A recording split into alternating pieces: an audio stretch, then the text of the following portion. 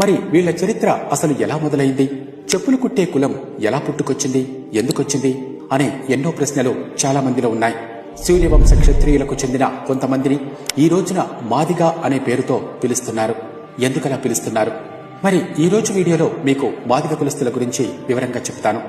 ఈ వీడియో చూశాక మాదిగల పట్ల మీ ఆలోచనల్లో తప్పకుండా మార్పు కనిపిస్తుంది. కాబట్టి వీడియోను ఎండ్ వరకు చూడండి. హిందూ మతం ప్రకారం ఈ ప్రపంచాన్ని బ్రహ్మదేవుడు సృష్టించాడని చెబుతారు.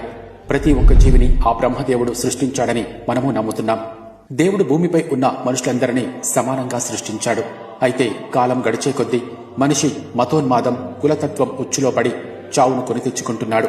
ప్రాచీన భారతదేశంలో మతం, కులం పేర్లతో వివక్ష అనేది ఎప్పుడూ ఉండేది కాదు. పూర్వం ప్రజలు కులం ఆధారంగా కాకుండా వారి పని ఆధారంగా వాళ్ళను డివైడ్ చేశారు.